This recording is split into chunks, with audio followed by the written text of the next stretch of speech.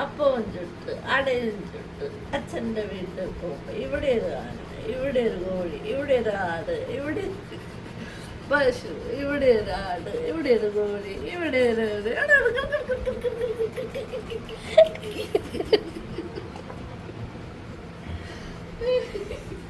അതിരിക്കട്ടെ.